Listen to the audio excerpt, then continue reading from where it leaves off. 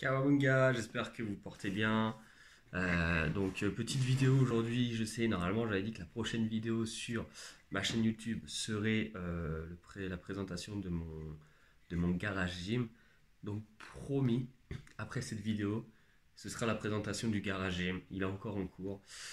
Euh, cette vidéo n'était pas prévue. J'ai décidé de la faire suite à la vidéo que j'ai faite hier. Où je donne un peu mon avis sur le clash qu'il y a entre Monsieur Carriol et Frank Ropers. Alors aujourd'hui, je ne vais pas du tout parler de ces deux personnes. Je vais plutôt vous donner mon avis sur la self-défense et les sports de combat. Alors déjà, je tiens à remercier tous ceux qui ont marqué des commentaires, qui ont donné leur avis respectueusement. Je trouve que c'est super important. Comme je disais hier dans la vidéo, on pratique un sport qui est les sports de combat. Et pour moi, ce qui fait la richesse d'un sport, enfin d'une pratique ou autre, c'est c'est comment dire, c'est l'évolution qu'on peut avoir grâce à l'échange avec d'autres personnes.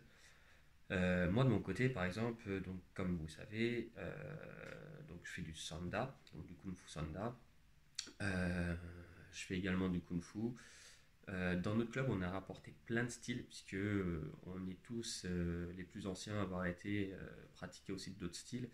On en a qui ont été pratiqués à un certain temps de l'anglaise, d'autres de Wing Chun.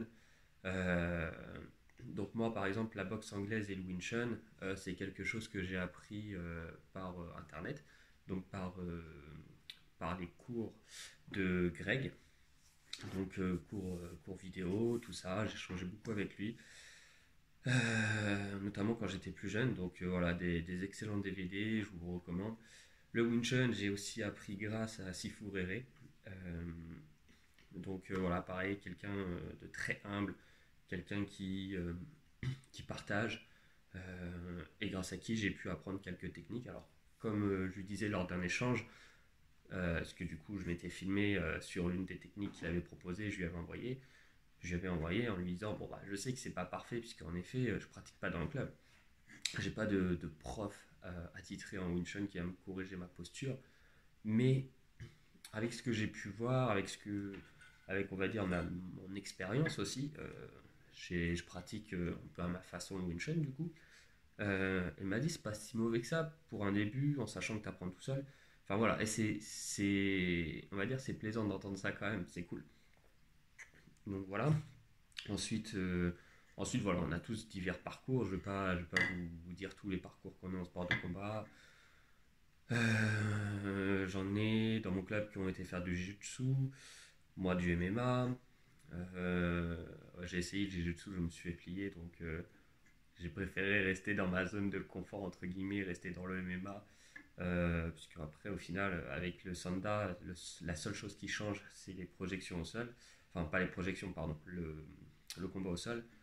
Mais je me sens plus à l'aise en MMA qu'en Jiu-Jitsu. Les gars en Jiu-Jitsu ont un gros niveau. Alors, il faut en faire, bien évidemment, pour apprendre les techniques de MMA. Je dis pas le contraire. Mais voilà, j'ai fait quelques cours, je me suis fait quand même bien plier. Et c'est super intéressant. C'est super intéressant, puisque, bah, en effet, ça permet aussi de se remettre un peu en place, on va dire, quand vous allez dans d'autres cours comme ça, dans d'autres styles, de voir que vous n'êtes pas le meilleur et que vous ne serez jamais le meilleur. Vous pouvez aller dans d'autres écoles, voilà, il faut tester, il faut faire plein de choses. Pour moi, c'est super important. Aujourd'hui, du coup, sur le sujet principal plutôt, qui est la self-défense vs les sports de combat. Qu'est-ce que j'en pense? Alors, comme je vous ai expliqué hier vite fait dans la vidéo, pour moi, la self-défense aujourd'hui, j'en suis pas totalement satisfait à tous les points, mais je respecte totalement ceux qui en font. Et je dis pas que c'est inutile, parce que comme je vous ai dit, moi-même, il y a des techniques de self-défense que j'adore.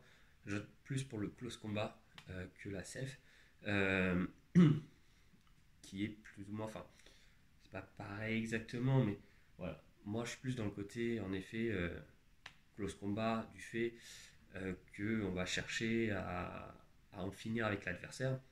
Mais on peut voir des parties dans le close combat, c'est là où je veux en revenir aussi à la self, des parties dans le close combat qui vont être chorégraphiées. Mais ça, après tout, c'est dans tous les arts martiaux, on va dire, entre guillemets. où vous aurez toujours une chorégraphie. Voilà. Ce qui me gêne aujourd'hui, moi, dans la self-défense, c'est qu'en effet, je trouve qu'il y a des techniques qui sont trop chorégraphiées. En effet, quand vous pratiquez, si vous, on sait qu'une technique, comme je disais, pour que ça devienne un automatisme, il faut le répéter plusieurs fois. Et des fois, vous allez dans des cours de self et on va vous montrer une technique, vous ne savez pas d'où ça sort et vous la répétez pas suffisamment pour pouvoir l'acquérir et pouvoir la ressortir. Après, tous les cours de self ne sont pas mauvais, tous les cours de self ne sont pas comme ça. Il y a comme quelques années, je regardais un reportage sur de la boxe. Le, le mec, le prof, tatanait ses gars. C'est ridicule de faire ça. Donc pour moi, vraiment, la self-défense, c'est très intéressant. Par exemple, vous voulez apprendre à vous défendre dans la rue, c'est super important, on va dire, efficace. Ça peut l'être. Il faut juste trouver le bon club, le bon professeur et la bonne méthode. Ce qui est important de savoir aussi, c'est que la self-défense, pour moi, ça permet aussi à des personnes qui n'ont pas confiance en eux, qui ont peur des personnes extérieures, ça peut leur redonner confiance. Et ça veut dire que même s'ils ne sont pas capables de ressortir exactement la même technique, juste le fait d'avoir un peu plus confiance en eux, ils vont être capables de se défendre et capables de ne pas se laisser faire. Ça peut être aussi sur du moral, puisque on parle souvent de l'harcèlement physique, mais il y a aussi de l'harcèlement moral. Et grâce à la self, le fait d'avoir plus confiance en soi, ça permet aussi de se défendre face à quelqu'un qui va nous attaquer moralement. On va devenir plus fort. Donc il y a plusieurs aspects. Pour moi, c'est vraiment important de faire tous ces détails en fait sur la self. Voilà. Donc pour moi, en effet, que ce soit sport de combat ou self-défense, les deux sont superbes, les deux sont intéressants. Il y a des bons clubs dans les deux, il y a des mauvais clubs dans les deux. J'ai connu des mecs qui, par exemple, étaient boxeurs, qui voulaient devenir boxeurs professionnels, qui partaient pour faire de la compétition en boxeur. Hein. Arrivé là-bas, les combats, donc hors France, les combats étaient annulés. Le coach rentrait, il laissait le mec sur place. Le mec avait 14-15 ans. Et bah, le mec, il fallait qu'il se démerde pour rentrer. Voilà. Donc ça, par exemple, c'est une mentalité où, voilà, on critique la mentalité un peu des mecs qui veulent se faire de la thune dans la self-défense. Mais dans la boxe, il y en a énormément. Attention, ça reste quand même la boxe un sport de riche. Enfin, un sport de riche, non, c'est pas un sport de riche. Mais ce que je veux dire, c'est que ça reste un milieu où il y a de l'argent qui brasse. Enfin, on peut pas dire qu'il y a des mecs en boxe qui essayent pas de se faire de l'argent. Donc voilà, pour moi, c'est très important de bien faire la distinction entre les deux. De toute façon, que ce soit dans les sports de combat ou dans la self ou dans les arts martiaux ou autre, il y aura toujours des gens qui essayeront de se faire de l'argent. Après, je pense que c'est pas parce que, par exemple, il y en a aussi qui vont pas apprécier la self parce qu'ils vont trouver ça inutile. Soit c'est possible, si vous n'adhérez pas, mais je pense que c'est pas pour ça qu'il faut non plus aller tacler ceux qui en font. Je pense que, comme je disais, tous les profs de self-défense ne sont pas mauvais, tout comme les profs de boxe ne sont pas tous mauvais et tous bons. Voilà. De là à dire que, voilà, enfin, vraiment, j'accentue plus le côté sur la self parce que c'est vraiment ce qui en sort. Hein. Il y a beaucoup de gens qui disent que la self c'est ridicule, que ça ne fonctionne pas, que ça sert à rien, que dans la rue on n'est pas capable de se défendre, que si on est boxeur on sera plus à même à se défendre que si on fait de la self-défense. Comme je vous ai dit, pour moi je suis pas d'accord.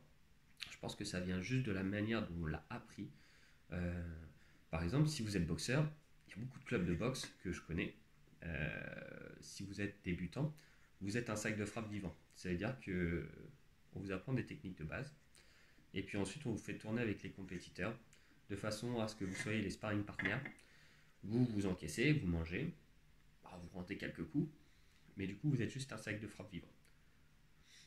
Je pense que si vous faites agresser dans la rue, à force de prendre des coups et à force de vous remettre comme ça, votre cerveau il va faire le même réflexe. J'ai vu plein de gars qui du coup étaient des sacs de frappe vivants et qui faisaient que de subir. Que de subir parce que du coup ils avaient appris qu'à subir. Donc c'est là en fait ce que je veux dire, c'est qu'il faut faire attention à la méthodologie qui est utilisée. Euh, et en effet, il faut faire attention aux profs chez qui vous allez. Pour moi par exemple, il y a le Jeet Kune Do que j'adhère énormément. Donc le sport que Bruce Lee a inventé, qui est pour moi la base du MMA. Il ne faut pas oublier que Bruce Lee a relié tous les styles bien avant que le MMA arrive, créant le Jeet Kune Do. La différence, c'est que pour moi, le Jeet Kune Do, c'est le MMA de rue, et que le MMA, c'est le combat dans la cage. Donc, Bruce Lee, ce qu'il a fait dans le Jeet Kune Do, c'est ni plus ni moins du close combat. Le but, c'est d'en finir super vite. On retrouve tout ce qui est, comme je disais, frappe dans les parties, frappe dans les genoux. Euh, on peut venir frapper dans l'oreille, on peut venir mettre un coup de paume, on peut venir taper dans les points vitaux. Voilà. Donc là, pour moi, ça, c'est un style qui est superbe. Maintenant, vous allez sur internet, vous tapez Jeet Kune Do, vous allez voir qu'il y a des mecs, ils font n'importe quoi. Parce que c'est pour faire de la vente. Et en effet, là, c'est dommage. Mais après, voilà, c'est leur business. Et si ça marche, c'est qu'il y en a qui sont crédules pour le faire. On peut pas s'en prendre. Bien sûr, c'est bien d'aller dénoncer sur internet en disant ouais, un tel ou un tel fait des vidéos, c'est pour gagner de l'oseille, nanana. Après tout, on est qui pour faire ça? Et ni plus ni moins, quand on fait une vidéo et qu'on cite par exemple quelqu'un dedans, par exemple, comme hier j'ai fait Frank Ropers, si je cite Frank Ropers, je me dis plus ou moins ça va attirer plus de monde. Donc, ni plus ni moins, est-ce que je suis pas pareil? Est-ce qu'on fait pas pareil? En citant des personnes sur une vidéo, peut-être que c'est ce qu'on cherche aussi à faire, attirer du monde pour avoir plus de vues. Et c'est là en fait où ça me gêne. Donc voilà. Aujourd'hui, du coup, vraiment pour moi, la self-défense, ça peut être super efficace à condition qu'il faut vraiment examiner le club. Il faut faire des cours d'essai et de voir si la technique fonctionne bien. Pour revenir une dernière fois sur les sports de combat, il y a là où j'habite un club de MMA qui propose du MMA défense. Concrètement, le MMA défense, c'est exactement des techniques que j'ai pu apprendre en close, en self. Donc du coup, le MMA est meilleur que la self ou est-ce que ça revient au même? Moi, je trouve que c'est très bien ce que ce club fait parce que du coup, il permet à des personnes qui n'ont pas envie d'aller en MMA traditionnel pour prendre des coups en mode bourrin, d'aller dans un autre aspect du MMA, une autre approche, puisque ça reste du mix martial art, et dans les arts martiaux, bah, c'est pour faire la guerre, et non aller faire un sport. Il faut bien penser à ça, hein. Un sport de combat, c'est un sport, il y a des règles. Arts martiaux, c'est pour la guerre, ça a été conçu pour faire la guerre. Donc du coup, c'est bien parce que du coup, ça permet à des gens qui n'ont pas envie d'aller faire ce sport et prendre des coups pour prendre des coups, d'apprendre à se défendre, d'apprendre à utiliser des techniques et surtout à être sûr de soi, apprendre à réutiliser son corps, parce que c'est pareil, les arts martiaux, c'est apprendre à utiliser son corps, apprendre à se déplacer, à se mouvoir dans l'espace. Et c'est pour ça que c'est super important pour moi. Donc voilà. Donc moi, mon avis vraiment sur la self, c'est ça peut être utile, ça peut être quelque chose de très bien, à condition d'avoir un bon club, tout comme la boxe. Si vous avez un mauvais club de boxe, vous n'allez jamais briller. Si vous vous entraînez dans un club où vous êtes un sac de frappe vivant, où on vous apprend pendant 107 ans des mouvements de base, euh, moi j'ai plein de... Alors moi, je bosse dans une salle de sport, de fitness, j'ai plein de gens qui arrêtent les salles de boxe et qui me demandent des cours, on va dire, de boxe sur sac de frappe, parce que ça fait 2, 3, 4 ans qu'ils font de la boxe et qu'ils ont appris que des mouvements de base qu'ils n'ont pas appris au-dessus. C'est-à-dire qu'ils ont vu le jab, le cross, le crochet, l'hypercute, très bien. Je sais, hein, en boxe anglaise, c'est suffisant. En pied-point, ils ont vu un low kick, un middle, un high kick et le front. Et c'est tout. Ils n'ont pas appris à se déplacer, ils n'ont pas appris à feinter, ils n'ont pas appris à changer de garde. Enfin, voilà. Il y a plein d'aspects de la boxe qu'ils n'ont pas vu. Et pourtant, ça fait 4 ans qu'ils en font. Donc pour moi, si vous n'êtes pas dans un bon club qui a décidé de vous enseigner et de vous transmettre, enfin que les coachs n'ont pas décidé de transmettre tout ce qu'ils ont, que ces coachs ne cherchent pas et continuent pas à apprendre, parce que mine de rien, il faut toujours apprendre, boxe, self-défense, ça reviendra au même. Et dans la rue, comme je vous dis, c'est pas le boxeur qui gagnera à tous les coups. Enfin, vraiment, j'ai grandi dans un quartier, j'ai vu des combats, plein de mecs faisaient de la boxe, plein de mecs ne faisaient pas de boxe. Pour vous dire, j'avais, moi, ma bande de copains, dans ma bande de copains, j'avais des Tchétchènes qui faisaient de la lutte, c'était des tueurs. J'avais des potes qui faisaient de la boxe, ils étaient très bons sur un ring, mais dans la rue, je les ai pas spécialement tous vus briller. Il y en a qui ont brillé, qui étaient chauds, mais il y en a qui n'étaient pas spécialement chauds, qui n'étaient pas spécialement à l'aise avec la rue. Et il y avait des potes à moi avec qui on s'entraînait, où on faisait des techniques de sport de combat, de self, ont mixé le tout. Et ces gars-là étaient chauds. Ces gars-là étaient prêts à en découdre dans la rue. Par contre, sur un ring, non, ils seraient fait manger. Ils seraient fait tuer parce qu'il y a des règles, parce que le cadre n'est pas le même. Donc voilà, vraiment, pour moi, peu importe ce que vous choisissez, c'est juste la pratique qui va apporter et le coach. Donc moi vraiment, hein, je vous invite pour choisir un bon club, que ce soit boxe ou arts martiaux, donc déjà voir la propreté, voir les coachs, comment ils vous parlent. Si c'est dans la boxe par exemple, si vous remarquez que les mecs, alors faut de l'autorité bien évidemment pour travailler, mais si vous remarquez que le mec il vous parle comme un chien, il vous bourrine, il vous met une patate à chaque fois que il passe à côté de vous pour vous rendre soi-disant solide et que vous voyez que les mecs ils en peuvent plus de leur vie, pour moi c'est pas spécialement un bon club. Après c'est que mon avis, attention, après chacun a son libre arbitre et peut choisir. Si vous voyez que vous êtes un sac de frappe vivant, ça n'a aucun intérêt. Et si vous voyez que les gars, ça fait. Demandez aux gars qui sont dans le club combien de temps ça fait qu'ils sont là. Si vous voyez que ça tourne régulièrement, par exemple, si les mecs n'ont pas plus de 3 ans, il faut se poser des questions. Et si les mecs ont plus de 2-3 ans, vous voyez comment ils boxent techniquement, s'ils sont bons ou pas.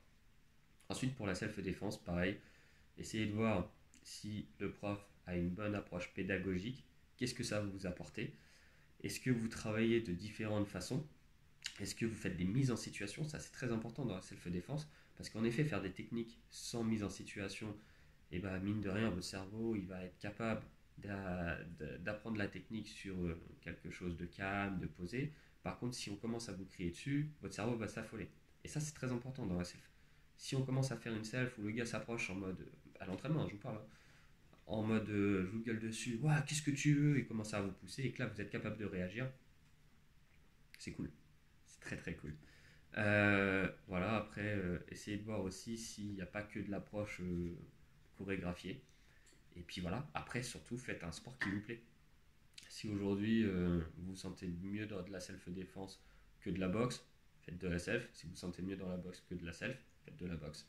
Voilà, moi par exemple, pour finir, je sais que dans la discipline du Kung Fu, il y a une partie qui s'appelle les Tao, donc il y a une partie artistique. Quand il y a les Coupes de France, par exemple, vous avez, même les compètes en général maintenant, vous avez une partie Tao et une partie combat. Donc c'est divisé en deux parties. Il y a un côté où il y a les gars qui vont sur le ring ou sur le tatami, ça dépend comment c'est mis en place. Et une autre partie qui font que du Tao. Moi par exemple, j'ai horreur du Tao. Je comprends pas, enfin, pas, j'ai horreur. Et pas, je comprends pas, mais on va dire que je suis pas le gars qui va aller chercher à faire du Tao, à ce que son Tao soit le plus beau, parce que pour moi ça n'a pas d'efficacité. Par contre, attention, c'est mon avis, le gars qui fait du Tao, enfin, ce qu'il fait, je suis incapable de le faire. J'ai vu un petit de 4 ans ou de 5 ans, une fois, il a fait des pirouettes, il est retombé en grand écart, et moi jamais je fais ça, moi je retombe en grand écart, j'ai les jambes elles sont cassées, je suis né à l'hôpital. Enfin voilà, donc j'espère que cette vidéo vous aura plu, je vous ai donné mon petit point de vue sur la self et les sports de combat, donc vraiment pour moi, la self, il y a des trucs à prendre et il y a des trucs à laisser, tout comme dans les sports de combat. Encore une fois, c'est mon avis. Je ne suis pas là pour critiquer qui que ce soit. Vous ne sentez pas offensé si vous n'êtes pas d'accord avec moi. C'est un avis, c'est un échange. Bien évidemment, vous pouvez marquer dans les commentaires votre avis par rapport à la self, au sport de combat, tout en restant respectueux. Je répondrai bien sûr aux commentaires, sauf si je vois que c'est pas du tout respectueux, je répondrai pas puisque c'est inutile de répondre et de faire monter un climat de haine entre guillemets. Le but c'est vraiment de partager. Voilà, je pense qu'il y a assez de haine et de complications en ce moment avec toute la situation qui se passe, le Covid, les gens qui sont bloqués chez eux. Je sais de quoi je parle, puisque du coup, travailler en salle de sport, bah, salle de sport fermée. Par chance, je peux faire un peu de boulot à gauche à droite, mais bon. Enfin bon, bref. Voilà, donc j'espère que la vidéo vous aura plu. Promis, la prochaine vidéo, c'est la présentation du Garage Gym. Je vous invite à aller voir mes autres vidéos si ça vous intéresse. Il y a des circuits, training, il y a des techniques de boxe, de sport de combat. Voilà. Allez, je vous dis à bientôt pour une prochaine vidéo. Salut!